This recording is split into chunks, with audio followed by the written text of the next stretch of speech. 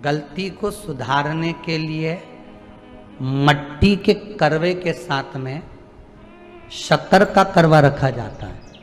ध्यान दीजिएगा, शक्कर का करवा जानते हो, वो मीठा जो करवा होता है, मीठा जो करवा होता है वो कब प्रयोग में करा जाता है? या तो पहली बार करवा चौथ का व्रत उठाते हैं उस समय पर, या फिर उद्यापन के समय पर, या फिर कोई गलती हमसे हो गई तो मिठाई का जो शक्कर का, शुगर का जो करवा होता है उसको भरा जाता है कि मेरे से पिछले वर्ष जो गलती हो गई, क्या गलती हो गई भगवान, बस उस गलती को संवारने के लिए उसको भर दिया जाता है।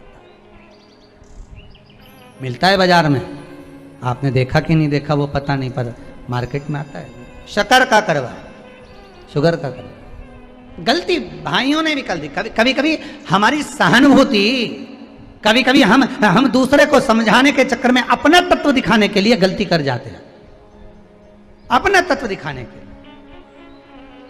हर पूजन का विधान है, समय है।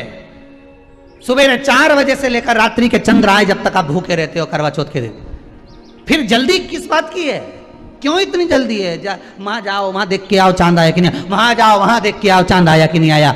अगर भगवान को दर्शन देना है और तेरे व्रत में अगर प्रबलता है तो भगवान तो छत के ऊपर पर आकर खड़ा हो जाएगा। तो विश्वास तो रख, भरोसा तो रख। पर विश्वास ही नहीं, भरोसा ही नहीं, तो कहां प्राप्त होगा? हम उपास तो कर रहे हैं, ऐसा कोई व्यक्ति नहीं जो व्रत नहीं करता, उपास नहीं करता, व्रत धारण नहीं करता, करते हैं, पर एक विश्वास नहीं जोड़ पाते। हमारा भरोसा नहीं रहता उस दिन, हम भगवान पर विश्वास नहीं कर पाते। और एक बात करवा चौथ की कथा से एक सीख हमेशा मिली है, और वो सीख आप भी अपनी जिंदगी में जरूर उतारिए। करवा चौथ की कथा में आता है, भाई बहन को भोजन कराने के लिए बुलाते हैं। पढ़िए ना कथा। उस दिन भाभीियों का भी करवा चौथ का व्रत है, सेठानी का भी करवा चौथ का व्रत है, और बेटी का भी करवा चौथ का व्रत है। पर भाई जब भोजन करने बैठे तो बहन को आवाज लगाई, आजा जीजी भोजन कर ले।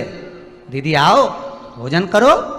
दीदी ने कहा नहीं, आज मेरा व्रत है, जब तक चांद नहीं देखूंगी तब तक मैं व्रत नहीं छोड़ सकती।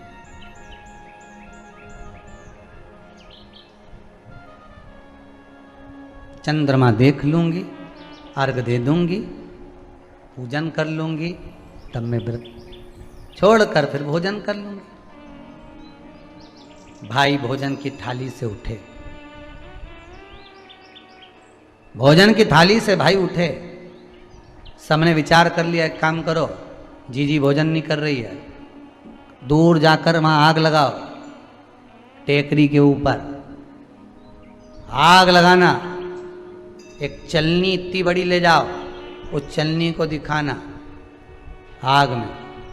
मैं जीजी से कह दूंगा वो चांद निकल गए, और जीजी अर्घ दे देगी, अर्घ दे देगी, भोजन कर लेगी।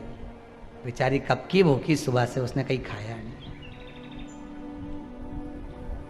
अब दया आ रही है भाइयों को। करवा चौथ की कथा बहुत ज्ञान की कथा है।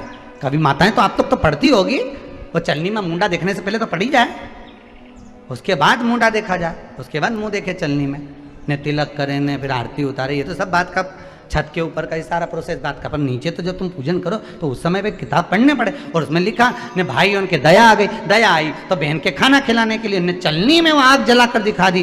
तो इतने में बहन ने अर्घ दिया, अर्घ दिया तो भाभी उन खड़ी थी, हाथ जोड़कर कहा, जीजी तुम्हारे भाइयों ने तुम्हारे लिए वहां आग लगाई है और चलनी में मुख दिखा रहे हैं, मत अर्घ दो, ये झूठा है अर्घ, तुम ये चांद नहीं है भाभी।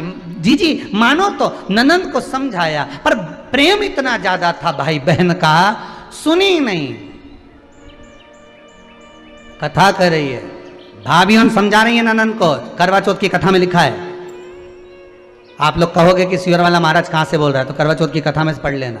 भाभी ने समझाया, मत करो पूजन, ये गलत है। नहीं मानी, तुम तो हमारा अहित चाहती हो। कर लिया पूजन, अर्घ भी दे दिया, जाके भोजन कर लिया। सब तरह से गणेश जी का अपमान हो गया। बर्बाद कर दिया भगवान। रोने लगी, बिलखने लगी। पूछा, अब माँ के गले लगकर रो रही थी सेठानी के माँ, बर्बाद हो गई है, सब कुछ नष्ट हो गया। माँ की आंख में आंसू थे। गलती क्या हुई है कुछ मालूम है? मुझे लगता है कि पिछले वर्ष जो करवा चौथ पर पूजन करी थी तो भाइयों ने आग जला दी थी, ये भाभियों ने कहा था। तो सास बोली, तेरी भाभियों ने तुझे पहले नहीं बताया? नहीं माँ, मैं अर्घ दे रही थी तभी भाभियों ने कह दिया था कि यह चांद नहीं, तुम्हारे भाइयों ने तुम्हें भोजन कराने के लिए चलनी में अग्नि दिखाई है। तो बेटी गलती तो तेरी है ना। सवेरे से लेकर शाम तक जब भूखी रही, 8 बजे तक भूखी रही, 9 बजे तक भूखी रही, ने टोरा टोरी ने छोरा छोरी के बार बार छत पे भेज रही, देख के तो आया कि नहीं आया, देख के तो आया कि नहीं आया। तूने अपमान कर दिया गणेश जी का। ऐसा पिछली बार गलती हो गई मुझसे,